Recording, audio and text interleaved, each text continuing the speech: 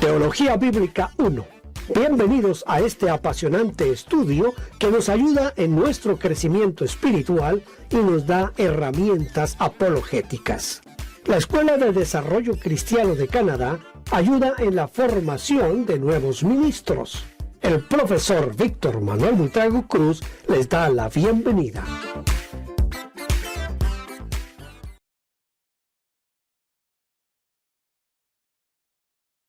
Bienvenidos a nuestra lección número 10 de Introducción a la Teología. Les dije desde siempre que esta introducción a la teología es solamente una manera de ver en forma rápida, somera, cada una de las doctrinas que vamos a estudiar un poco más a fondo después. Hoy vamos a tratar un asunto que es bien interesante, que es la Iglesia de Dios. Así que bienvenidos a nuestra última lección de Teología Bíblica 1. Vamos entonces aquí a venir aquí a nuestro PowerPoint para poder hacer esto. La iglesia la palabra iglesia viene de una palabra del griego que es eclesia o eclesia. Esta palabra lo que quiere decir es asamblea o congregación de personas con fines religiosos o políticos.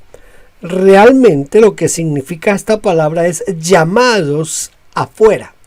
Llamados afuera.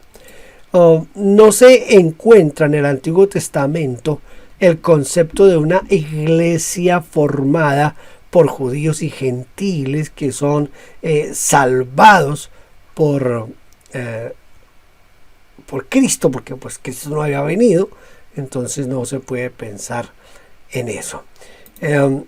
Hay algunos que tienen la tendencia de ver iglesia en el Antiguo Testamento, por eso hasta ponen nombres que tienen más relación con el Antiguo Testamento, con el Antiguo Pacto, que con lo que la Biblia nos enseña de la iglesia.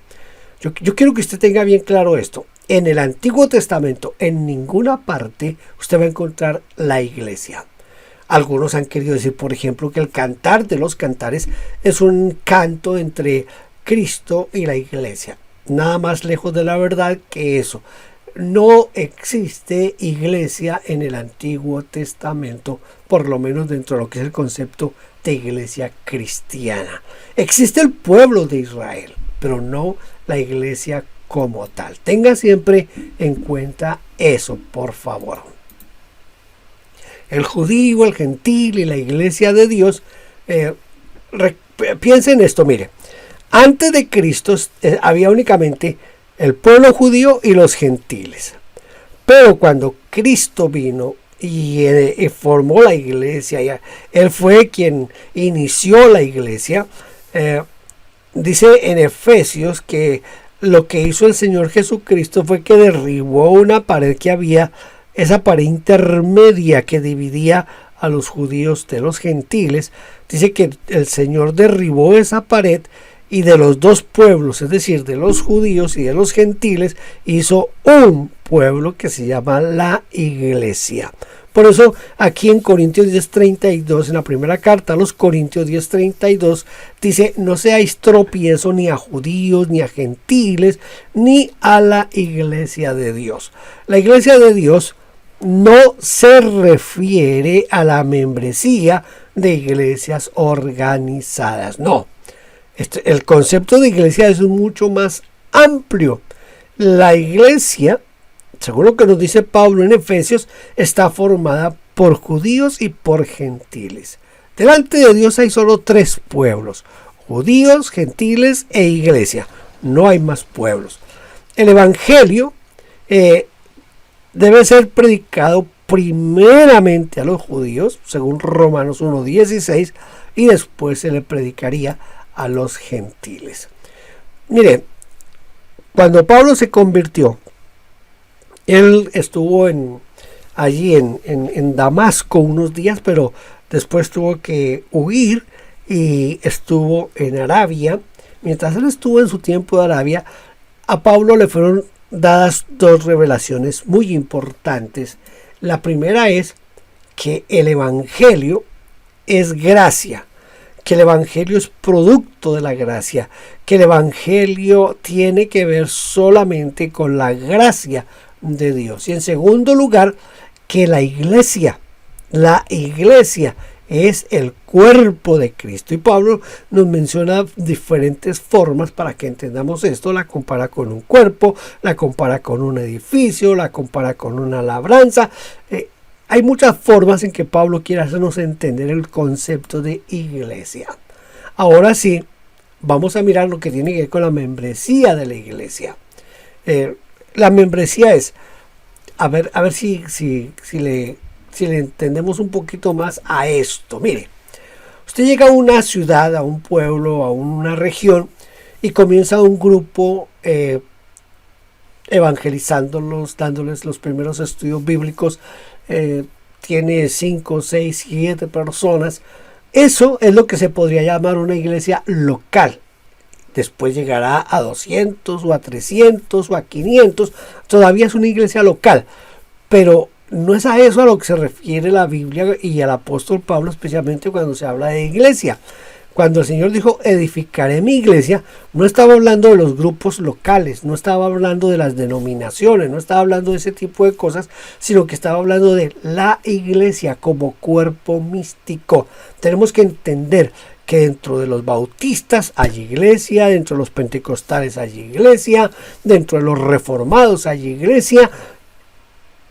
No hay una forma de decir que ellos no son iglesia. Todos somos la iglesia del Señor. Pero a nivel local o a nivel denominacional se menciona lo que son las iglesias locales. Y cuando hablamos de iglesias locales es cuando hablamos de esta parte aquí de la membresía de la iglesia. ¿Puede una persona ser salva y no ser miembro de una iglesia local? Una persona, mire, puede ser cristiana y no ser parte de una iglesia local.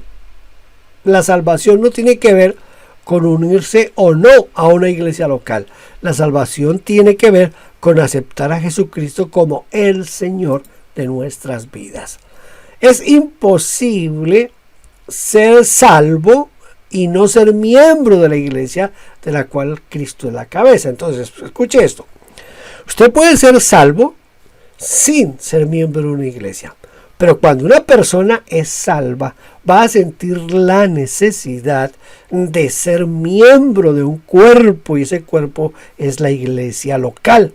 Entonces, si realmente ha sido salvado, esa persona primero fue salvado sin ser miembro de la iglesia, pero ahora porque ya es salvado, siente la necesidad de pertenecer a ese cuerpo que es la iglesia de la cual Cristo es la cabeza.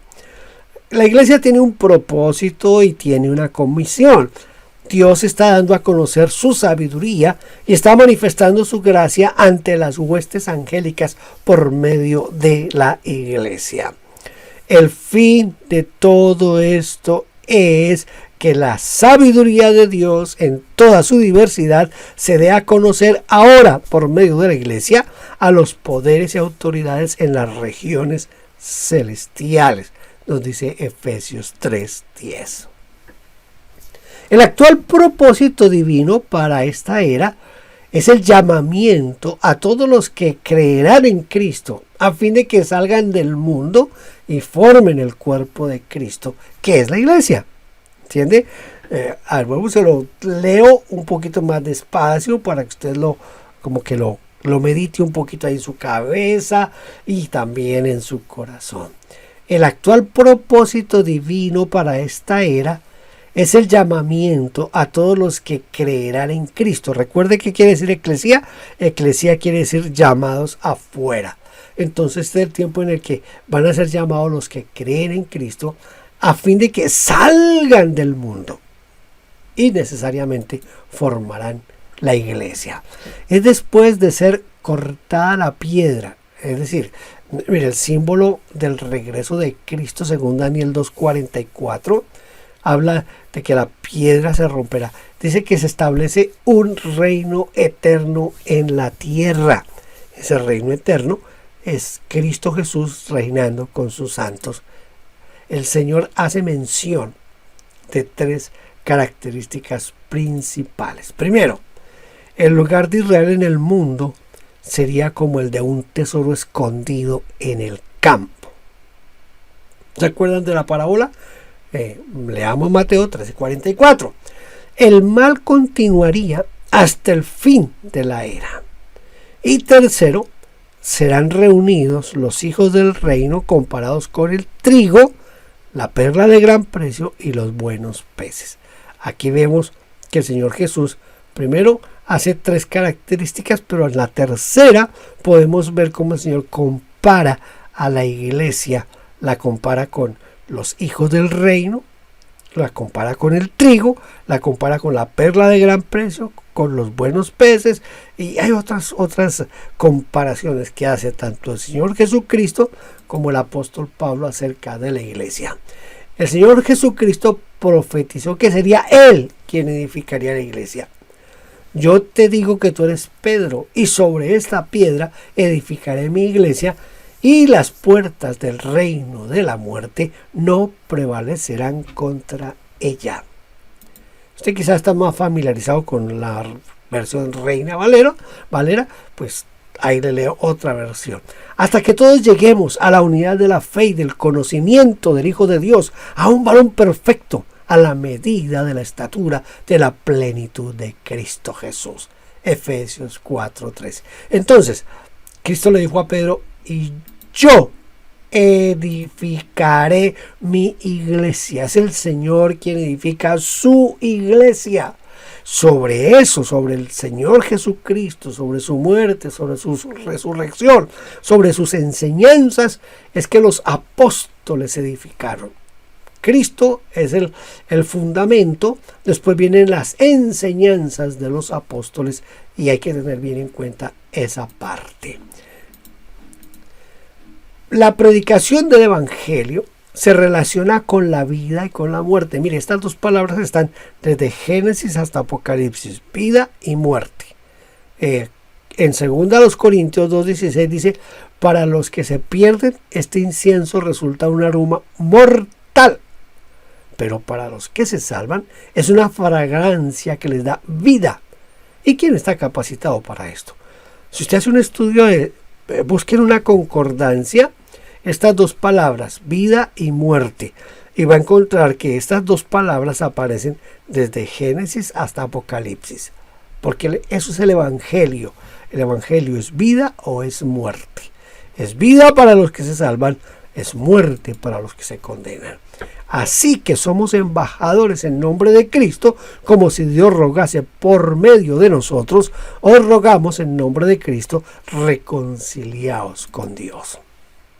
El Evangelio puede ser presentado por diversos medios. Hoy en día tenemos tantas formas de predicar y llevar el Evangelio. Tenemos la página impresa, tenemos, quizá lo principal es nuestra propia vida, nuestro testimonio. Ahí entra en acción la palabra hablada. Pero cuando apareció la imprenta se convirtió en una herramienta increíble para llevar el Evangelio a muchas partes. Hoy todavía es necesario imprimir Biblias en diferentes idiomas para hacerlos llegar a diferentes lugares. Luego apareció la radio, luego apareció el correo, luego apareció la televisión. Ahora en nuestro tiempo tenemos la internet, y por medio de la internet tenemos tantas formas, tantas plataformas, tantos medios para la predicación del Evangelio. Hoy tenemos la posibilidad de predicar a través del satélite y se puede en un momento transmitir una predicación a todo el mundo, porque lo que tiene que ver con la comunicación está muy avanzado. Entonces tenemos que pensar en que hay muchas maneras de predicar el Evangelio, a través de la música, de las artes, hay tantas formas. Pero, escuche esto, el Espíritu Santo es quien usa cada uno de esos medios, y Él va a utilizar todo lo que pueda y todo lo que esté al alcance del hombre para que la iglesia siga adelante en el propósito de Dios. La iglesia tiene sacramentos y ceremonias. Escuchen, la diferencia con la iglesia católica es que la iglesia católica tiene, creo que son 7 sacramentos. Pero ¿qué quiere decir sacramento? Sacramento es un mandamiento santo. Así que es algo que tiene que hacerse. ¿No? Esto no es, el sacramento no es algo opcional, es algo que tiene que hacerse porque es un mandamiento de Dios. Entonces, por eso dentro de la Iglesia Católica, de los 7 mandamientos, hay algunos que pues realmente no creo que sean obligación cumplirlos, como el matrimonio, por ejemplo. De hecho, el clero católico no se casa, así que estarían quebrantando uno de los sacramentos. La Biblia nos habla solamente de 2 sacramentos principalmente, aunque hay algunas denominaciones que dicen que son 3 los sacramentos. Los sacramentos generalmente son el bautismo en agua y la Santa Cena. Le agregan en otros lugares el lavatorio de los pies. Entonces, dependiendo también de ciertas circunstancias, podríamos hablar que son 2 o 3 sacramentos. Pero hay ceremonias, por ejemplo, como la presentación de los niños al Señor, ceremonias, por ejemplo, como el matrimonio, eso es una ceremonia, la sepultura de los muertos, esa es otra ceremonia. Entonces, hay diferencias entre ceremonias y sacramentos. Los sacramentos son los que son obligatorios, que hay que hacerlos porque son mandatos divinos, no se pueden eludir de ninguna manera. Entonces vamos a mirar aquí los sacramentos y las ceremonias. Primero el bautismo. ¿Qué significa el bautismo? El bautismo proviene de una palabra griega que es baptizo, que significa sumergir o levantamiento con agua, lavamiento con agua, o también significa sepultar, enterrar, cubrir. Todo eso significa bautizo. Este ritual del lavamiento o del bautismo era usado por los judíos y se puede ver tanto en Marcos 7:4 como en Lucas 11:38. Algunos relacionan el bautismo con lo que realizaba el sacerdote. Antes de entrar a hacer los sacrificios, él se lavaba. Había un lugar que era el lavacro o lavatorio, entonces el sacerdote se lavaba. Algunos relacionan el bautismo con esa acción del sacerdote. El bautismo en agua también simboliza la muerte y la resurrección con Cristo Jesús. Dice Romanos 6:4, porque somos sepultados juntamente con Él para muerte por el bautismo, a fin de que como Cristo resucitó de los muertos por la gloria del Padre, así también nosotros andemos en vida nueva. Entonces note cómo aquí Romanos 6:4 nos da el simbolismo de morir y resucitar. ¿Quién puede recibir el bautismo en agua? Pues el bautismo en agua es para los creyentes, para todos los que han confesado a Cristo Jesús como el Señor y Salvador de sus vidas, todos los que creen en Cristo Jesús. Pedro les dijo, arrepentíos y bautícese cada uno de vosotros en el nombre de Jesucristo para perdón de los pecados y recibiréis el don del Espíritu Santo. ¿Puede ir al cielo una persona sin bautizarse? Aquí hay que tener un poquito como de cuidado con lo que se va a responder. El bautismo es un sacramento, es algo que es obligatorio. Pero demos este caso. Una persona está en el hospital y está, digamos, con una enfermedad terminal. Nosotros vamos, lo evangelizamos y esa persona acepta a Jesucristo como su Señor y Salvador. Una vez ha aceptado a Cristo como su Señor y Salvador, se muere al otro día o ese mismo día o a la semana. Entonces no hubo tiempo de bautizarlo porque, pues bueno, no estaban, las circunstancias no se daban para bautizarlo. ¿Esa persona se salva o no se salva? ¿Por qué les digo esto? Porque hay algunas iglesias, algunos pastores, algunas doctrinas que dicen que si una persona no se bautiza, no se salva. ¿De dónde toman eso? De lo que dice el Evangelio de Marcos. Dice, el que creyere y fuere bautizado será salvo. Entonces allí relacionan que los dos tienen que ir juntos, creer y bautizarse, que si falta uno de los dos no serán salvos. Pero ¿puede una persona salvarse, ir al cielo sin el bautismo? Hay que tener cuidado con la respuesta que pudiéramos dar. Yo pienso que una persona que cree en Cristo y que pasan semanas, meses o años y no se quiere bautizar, esa persona sí ya está en desobediencia, y ahí sí hay que poner en duda si se salva o no se salva esa persona. Pero no podemos ser tan dogmáticos, ¿entiende? Dios es misericordioso y Dios sabe cómo hace sus cosas. Ahora, ¿cómo se debe bautizar? Si la palabra bautizo significa sumergir, enterrar, sepultar, cubrir, entonces se debe bautizar a la persona por inmersión. Se debe sumergir a la persona totalmente en el agua. Ahora, ¿en qué nombre se debe bautizar? Se debe bautizar en el nombre del Padre, del Hijo y del Espíritu Santo, que es la fórmula bautismal que dejó el mismo Señor Jesucristo. Por tanto, id y haced discípulos a todas las naciones, bautizándolos en el nombre del Padre y del Hijo y del Espíritu Santo. El siguiente sacramento es la Santa Cena o la Mesa del Señor. Santa Cena o Mesa del Señor. La Cena del Señor tiene un propósito, y es recordarnos la liberación de nuestros pecados por la muerte de Cristo Jesús.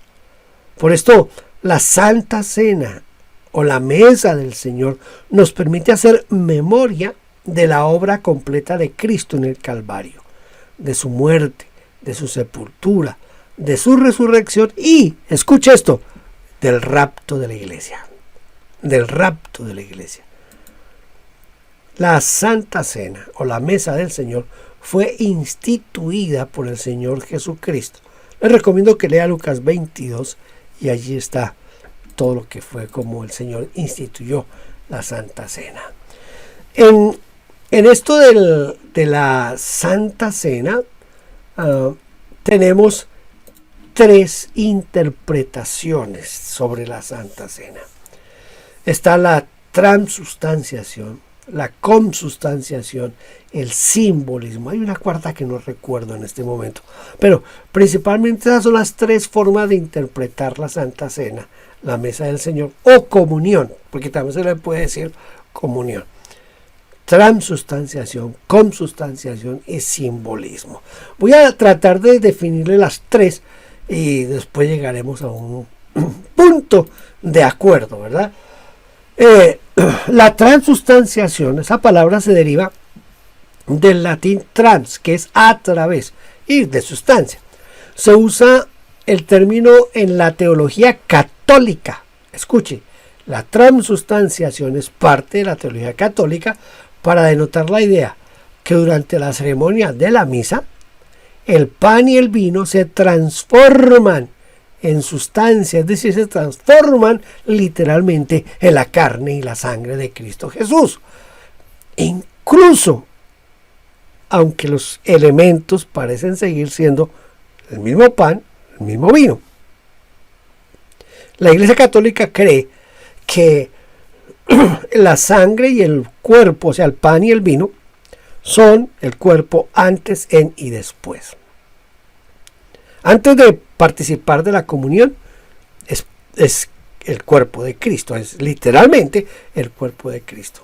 En el momento de la elevación en la iglesia, que es el momento más sagrado de la misa, se está convirtiendo ese pan y ese vino en el cuerpo y en la sangre de Cristo. La siguiente palabra es consubstanciación. Esta forma es más que todo creída por la iglesia luterana. El creyente recibe la presencia real de la naturaleza humana glorificada de Cristo con y bajo la forma del pan y del vino al celebrar la Eucaristía. Es decir, ellos piensan, los que hablan de la consubstanciación, creen que el pan es pan antes de participar de la mesa del Señor y que después de la mesa del Señor seguirá siendo pan y el vino seguirá siendo vino. Que es en el momento en el que se está celebrando la Santa Cena o la comunión, en ese momento se convierten en el cuerpo de Cristo y en la sangre de Cristo. Esto es la consustanciación. Y la tercera es el simbolismo. El simbolismo es que el pan y el vino son siempre pan, son siempre vino, y que son simplemente recordatorios de la muerte, la resurrección y pronta venida de Jesús. Recuerda esto, el pan siempre será pan, el vino siempre será vino, no se va a convertir en el cuerpo de Cristo literalmente en ningún momento. El pan será símbolo, solamente un símbolo del cuerpo y de la sangre de Cristo. Así pues, dice Pablo, todas las veces que comieres este pan y bebieres esta copa, la muerte del Señor anunciáis hasta que Él venga. ¿Se da cuenta por qué hago yo el énfasis en que nos recuerda la segunda venida de Cristo? Pablo nos está diciendo aquí que es hasta que Él venga. Entonces, cuando usted está con el pan y con el vino, en ese momento no solamente está recordando que Cristo murió por nuestros pecados, que nos liberó de la muerte por su sangre preciosa, sino que también tiene usted que pensar en que Él viene por segunda vez. Él va a venir, Él regresa. Entonces la Santa Cena cumple también ese propósito de recordarnos eso. Y les dije que en algunas denominaciones el lavatorio de pies también es un sacramento. Hay varias lecciones enseñadas en el acto del lavatorio de pies. Todas estas se ven demostradas por la manera en la cual Jesús lavó los pies a los apóstoles. Y aquí viene la parte interesante del lavatorio de los pies como sacramento. Dice que lo que se hace aquí en el lavatorio de los pies incluyen obediencia, humildad, amor, igualdad, sumisión y servicio. A mí me parece interesantísimo eso. Yo no practico el lavatorio de pies. Creo que durante mis 50 años de pastorado lo he hecho 2 veces en todo mi tiempo de pastorado, pero lo he hecho en momentos supremamente especiales. Yo no lo considero un sacramento. Los que lo consideran un sacramento lo consideran así porque el Señor dijo que tenía que hacer. Háganlo, a ustedes me dieron a hacerlo a mí, hagan ustedes también. Entonces, por eso lo consideran un sacramento.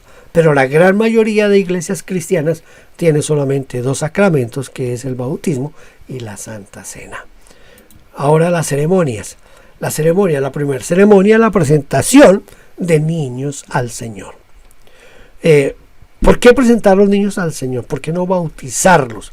Mire, el bautismo es confesión de nuestra fe en Cristo Jesús. Un niño no sabe si cree o no cree en Cristo. Un niño no sabe eso. Un niño no puede dar testimonio. El bautismo es dar testimonio de nuestra fe en Cristo Jesús. Entonces, por eso es que los presentamos al Señor. No los bautizamos. Los presentamos porque eso demuestra nuestro amor a Dios y nuestra dependencia de Dios.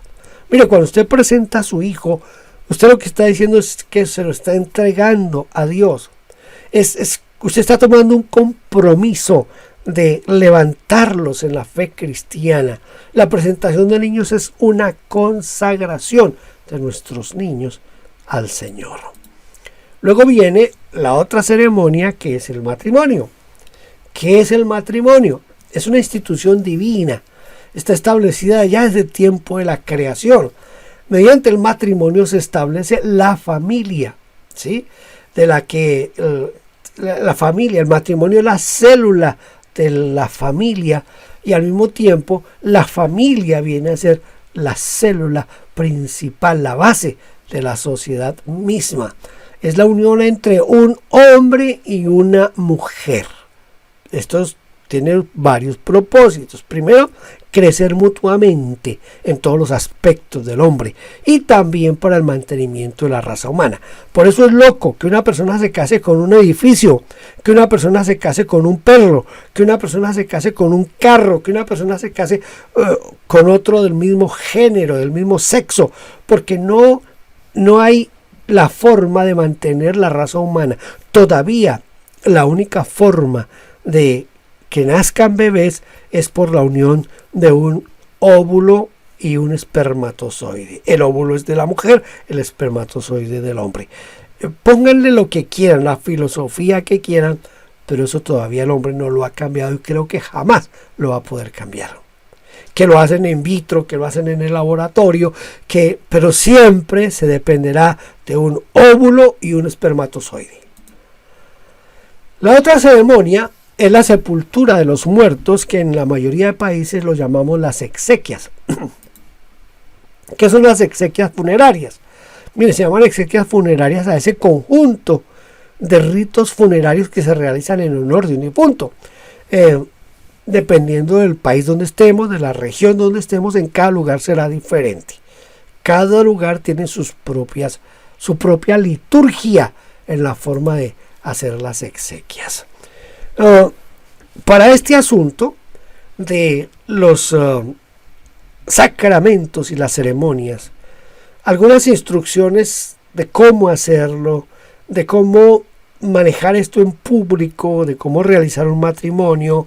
Les recomiendo que consiga el manual del ministro.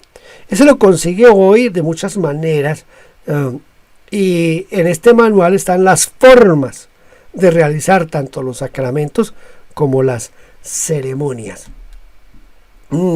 Hay muchos manuales del ministro, porque ya varias editoriales los han hecho. Algunos inclusive han hecho manuales de acuerdo a la denominación. El que más conozco yo es el de Editorial Vida. Siempre me ha parecido fabuloso el manual del ministro de Editorial Vida. Pero hay otros manuales del ministro. Todo pastor debe tener un manual del ministro. Al lado de la Biblia debe tener el manual del ministro. No importa si se está comenzando una iglesia, no importa. Usted está comenzando la iglesia, pero es muy posible que a los 3-4 meses de haber iniciado su grupo, usted ya tenga la necesidad de bautizar. Ahí en el manual del ministro le dan recomendaciones de cómo hacer el bautismo, cómo vestirse, cómo vestir a los que se van a bautizar. Una cantidad de recomendaciones que serán sanas. Gracias por haber estado aquí conmigo en estas 10 lecciones. Espero que hayan servido de algo en su vida ministerial. Le invito a que cuando comencemos a subir las clases ya en temas específicos, usted también estudie con nosotros. Ya sabe, ahorita al terminar esta lección vendrán unos 15-20 segundos donde hay 2 tareitas que usted, si usted quiere alguna forma de calificación, debe mandarme esas tareas y yo las califico, y entonces daremos un certificado de que terminó esta materia con un número de horas que seguramente se lo van a aceptar en algún seminario, en algún instituto y a veces hasta en universidades, porque tenemos una intensidad horaria más o menos aceptable. Dios le bendiga. No olvide mirar las tareas. Y al final hay un apéndice. Estoy tratando de poner un apéndice, es decir, alguien que sea un poquito más inteligente que yo y que hable a veces del mismo tema que yo hablé, pero que lo toma desde otro punto de vista o con mucha más sabiduría. Bueno, en fin, no se olvide ver también el apéndice. Dios le bendiga y nos vemos en la próxima materia.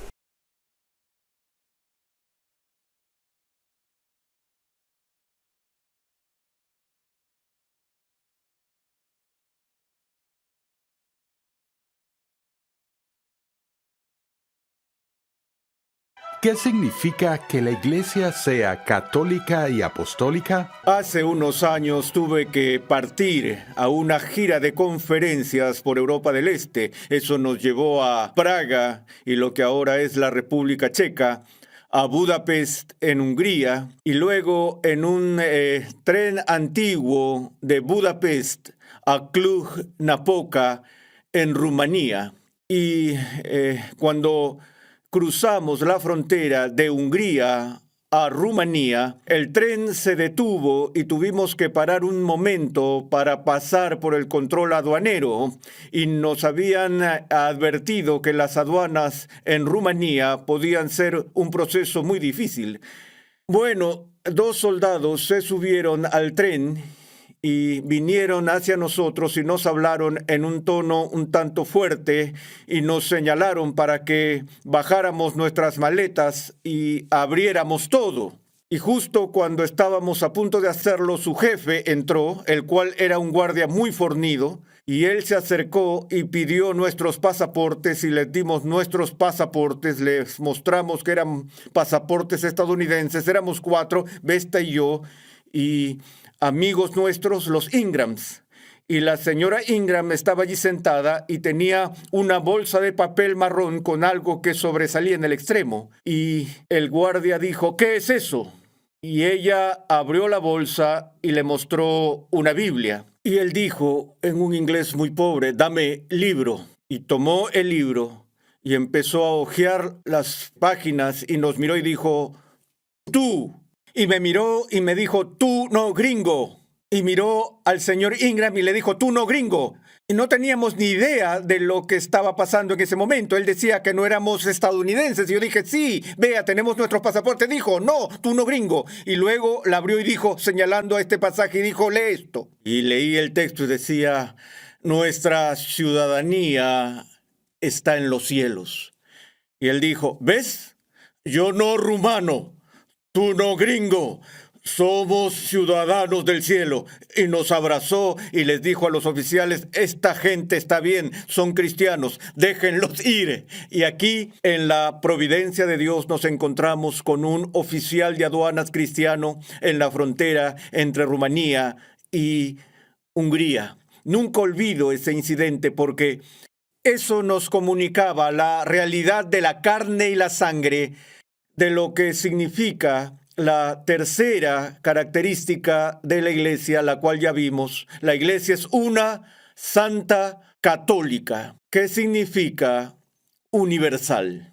Ahora, de nuevo, en el credo de los apóstoles decimos que creemos en la comunión de los santos, el perdón de los pecados, la resurrección del cuerpo y el alma, y creemos en la Iglesia Católica. No estamos hablando de la Iglesia Católica Romana en este punto, porque en la jerga religiosa popular, la frase o el término católico romano se ha reducido simplemente a católico, de modo que en muchas ocasiones cuando la gente hace referencia a la Iglesia Católica se refieren a la Iglesia Católica Romana, donde técnicamente el término católico no se refiere a una institución específica, sino que se refiere a la propagación y extensión de la Iglesia de Jesucristo a todas las naciones, tribus y pueblos, a todos los rincones remotos del mundo. Y eso es algo significativo. Por supuesto, eso es uno de los puntos por los que la Iglesia Católica Romana critica el protestantismo, porque la iglesia de la que soy miembro resulta ser la PCA, que es la Iglesia Presbiteriana en América. Ahora, tenemos misioneros en otros lugares del mundo, pero no hay una iglesia presbiteriana en América, en China. Nuestra iglesia está organizada dentro de los límites geográficos y límites de los Estados Unidos de América. Y la mayoría de las iglesias protestantes tienen límites nacionales o regionales donde la Iglesia Católica Romana no lo tiene. La Iglesia Ortodoxa griega no lo tiene, sino más bien su membresía se extiende por todo el mundo y todavía están visiblemente vinculados a un tipo de sede multinacional. Entonces, la Iglesia Católica Romana nos dice, no eres una verdadera iglesia porque no eres católica. Nosotros somos verdaderos porque tenemos miembros en todas las naciones del mundo y todos esos miembros están unidos bajo una sola cabeza, la cabeza de la iglesia aquí en Roma. Y sin embargo, al mismo tiempo responderíamos diciendo que la iglesia universal es la iglesia invisible, que la iglesia de Jesucristo, de la que formamos parte, se extiende por todo el mundo, tal como lo vi cuando estaba en la frontera de Rumanía y como experimenté en las situaciones allá en Europa del Este. Una vez más, estuve allá principalmente para enseñar, para dar conferencias en el seminario de Budapest y a los pastores en Praga. Y sin embargo, también tuve la oportunidad de predicar en esos países mientras estuve allí. Y aunque yo no conocía el idioma ni entendía la letra de las canciones que la gente estaba cantando, y cuando prediqué hubo un traductor, experimenté la cena del Señor con el pueblo húngaro en Budapest.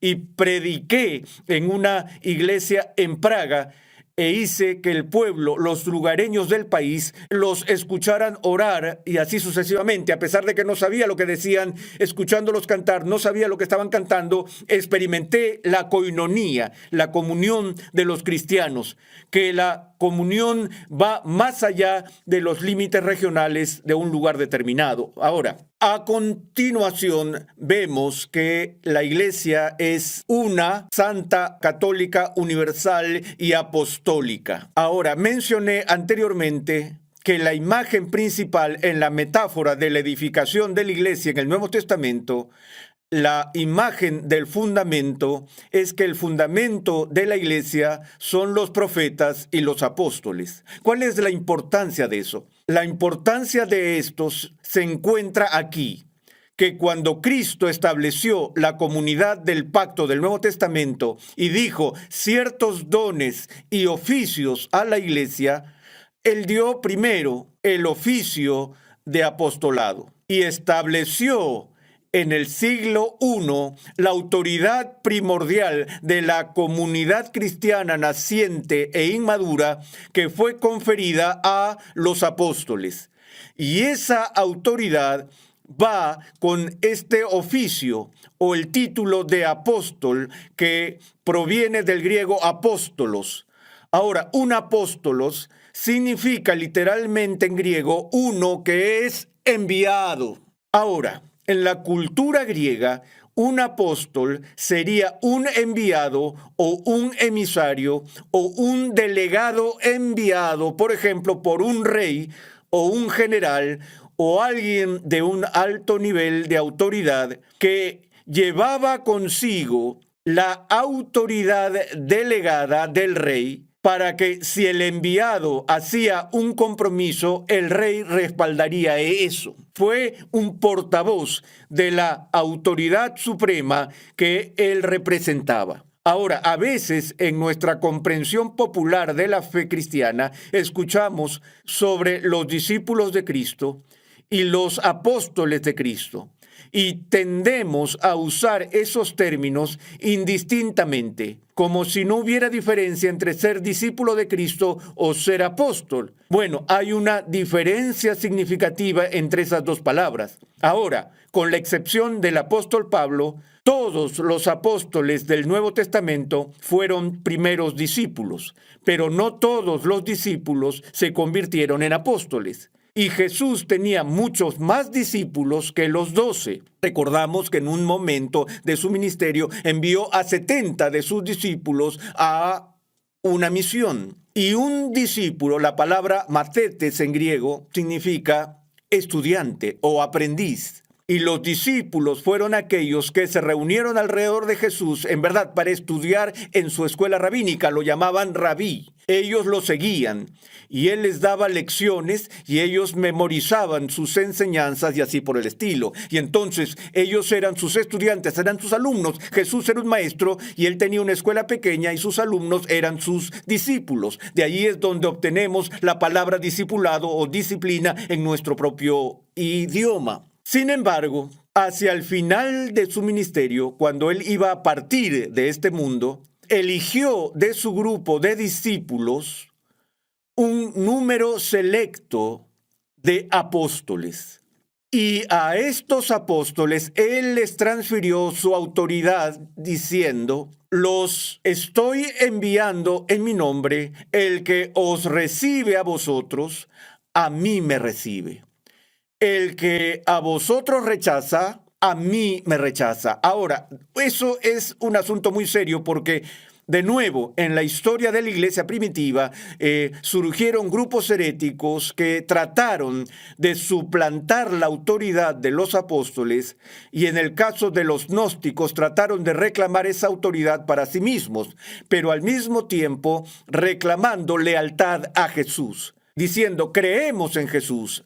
Es solo en Pedro y Pablo que no creemos. Ireneo, al responder a los herejes de la época, dio el argumento que Jesús mismo les había dado diciendo que así como Jesús tenía una disputa con los fariseos porque los fariseos decían, ya saben, que eran hijos de Dios, que siguieron a Moisés, siguieron a Abraham, pero ellos rechazaron a Jesús.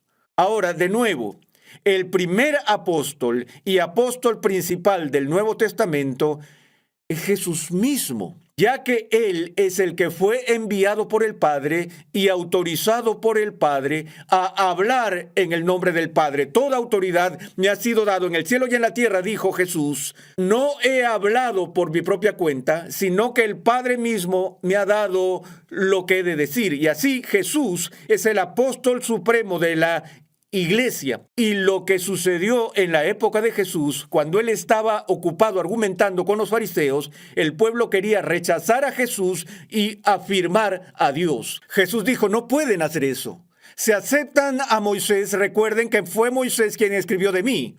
Si aceptan a Abraham, Abraham se regocijó al ver mi día.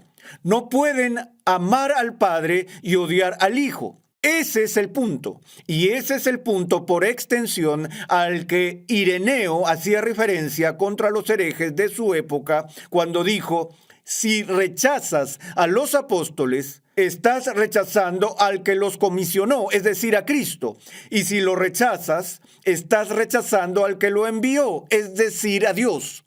De modo que hay una línea de autoridad de Dios a Cristo, a los apóstoles. Ahora, eso es muy relevante en nuestros días, porque nunca ha habido un momento en la historia de la iglesia donde la autoridad apostólica haya sido más atacada que en nuestros días. Y tengo que decirlo en voz alta, principalmente por las feministas, que tienen problemas con el apóstol Pablo. Ellas creen que él era un machista y así por el estilo, así que es un buen blanco. Es temporada de caza contra el apóstol y por los de la alta crítica que quieren seguir siendo cristianos y profesan lealtad a Cristo mientras rechazan la autoridad de la Sagrada Escritura. Los Salmos tienen una declaración que dice, si el fundamento se sacude, ¿cómo puede sostenerse el edificio? Recuerdo que hace muchos años vivía en Ohio, Cincinnati, y trajimos a un ministro de California para una serie de reuniones. Fue una semana muy fría e invernal, mucha nieve.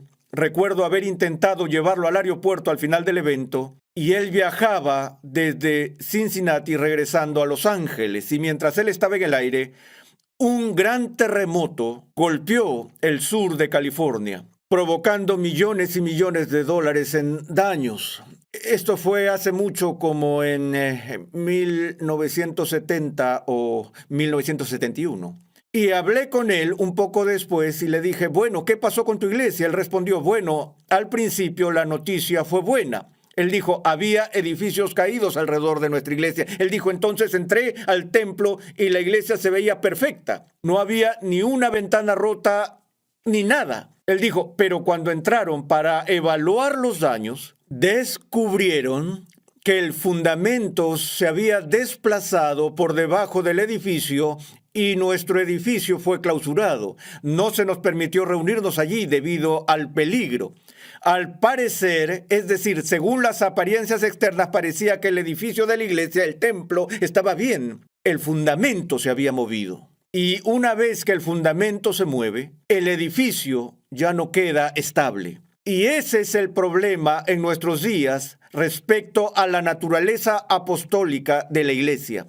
Cuando la gente dice que la iglesia tiene autoridad, pero rechazan la Biblia, están rechazando la iglesia misma a la que se refieren. Están rechazando una de las 4 marcas de la iglesia, es decir, el carácter apostólico de la iglesia. Ese es el fundamento que Cristo estableció. Y si atacamos la palabra de los apóstoles, la autoridad de la palabra de los apóstoles, esos ataques no van a las áreas exteriores del edificio, sino que atacan el corazón y el alma misma de la iglesia en la medida en que el ataque va al fundamento y destruirá la iglesia visible. Y de hecho, lo que hemos visto en los últimos 150 años con el impacto de la teología liberal, con su rechazo categórico de la inspiración y autoridad de la Biblia, es que hemos visto prácticamente la destrucción masiva de la iglesia visible. Vemos países donde las iglesias están absolutamente vacías y otros países donde son afortunados si es que un 2% asiste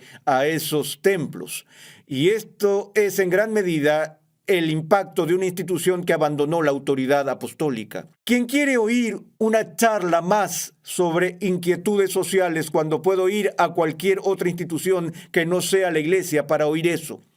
Así que la autoridad apostólica, que significa autoridad bíblica, es el fundamento de la iglesia. Ahora, eso nos lleva a la última dimensión de las características. Durante la Reforma, cuando la gente discutía sobre quién es la iglesia verdadera y el protestantismo se dividió y quedó fragmentado en varios grupos distintos, tenías la Reforma en Suiza, en Escocia, tenías la iglesia de Inglaterra en Inglaterra, la iglesia anglicana allí, tenías la iglesia luterana en Alemania y los hugonotes en Francia y así por el estilo. Y la gente se hacía la pregunta, ¿cómo puedo encontrar la iglesia verdadera? Roma dijo que era la iglesia verdadera, la iglesia ortodoxa dijo que era la iglesia verdadera. Y los protestantes dijeron, esperen, la pregunta no es ¿cuál es la iglesia verdadera?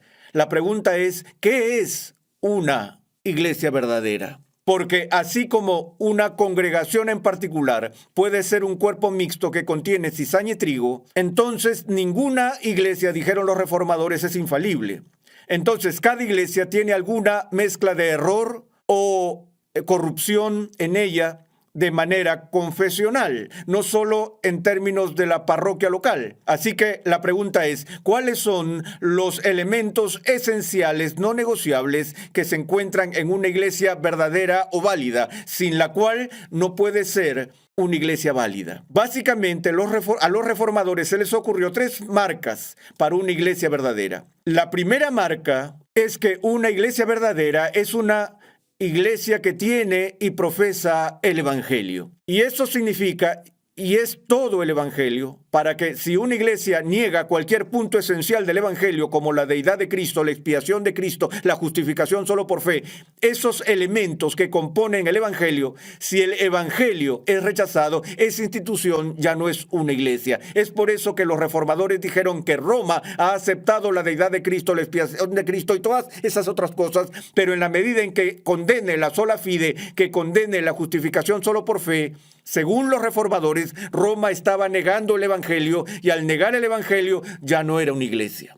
Ahora, por supuesto, Roma respondió de vuelta, bueno, los reformadores son los que están distorsionando el Evangelio, la justificación por fe no es el Evangelio, y así sucesivamente, así que ellos no son iglesia, pero de eso es de lo que se trataba esta disputa, se trataba del Evangelio, y los reformadores dijeron, no puede ser una iglesia verdadera si el Evangelio no se mantiene y se proclama. La segunda cosa que fue una marca de la iglesia verdadera es donde los sacramentos se confieren debidamente.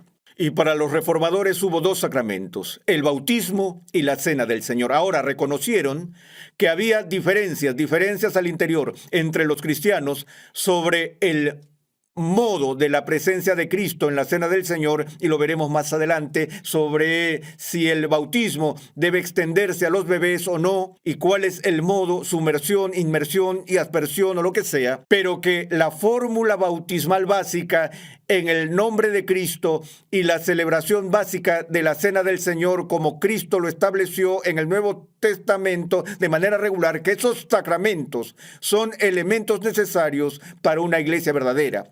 porque hubo quienes rechazaron tanto el énfasis sacramental de la Iglesia Católica Romana y donde los sacramentos parecían tragarse la predicación de la palabra, que algunas personas reaccionaron en contra de eso y dijeron, bueno, las cosas sacramentales no las necesitamos, todo lo que necesitamos es la palabra, y querían crear iglesias con la Biblia sin los sacramentos. Los reformadores dijeron, no, disculpen, el juego de palabras no hay que tirar el bebé con el agua de la bañera. Sí, nuestro Señor Jesucristo estableció los sacramentos y son para la edificación del pueblo de Dios, y es deber de la iglesia participar en la observación adecuada de los sacramentos. La tercera marca de una iglesia verdadera, que a veces se divide en dos, es la disciplina, la cual requiere algún tipo de gobierno. La disciplina de la iglesia es donde la iglesia tiene la responsabilidad de la nutrición espiritual de sus miembros, su cuidado pastoral hasta el final, donde las personas están creciendo en su fe hacia la santificación. Y la disciplina es necesaria cuando la iglesia está infectada de impurezas y corrupción. Y lo que se dice aquí es que, por ejemplo, si los clérigos de una determinada iglesia niegan continuamente la deidad de Cristo y la iglesia no los retira o no los censura, no está ejerciendo disciplina en ellos, entonces habrían dejado de ser una iglesia válida y legítima. Así que esa es una pieza crucial del rompecabezas de lo que significa hacer una iglesia verdadera. En nuestra próxima sesión veremos la función de la iglesia en su adoración.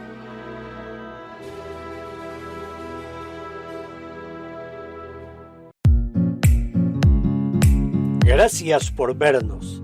Déjenos su huella suscribiéndose y comentando. No olvide campanita y compartir. Dios le bendiga.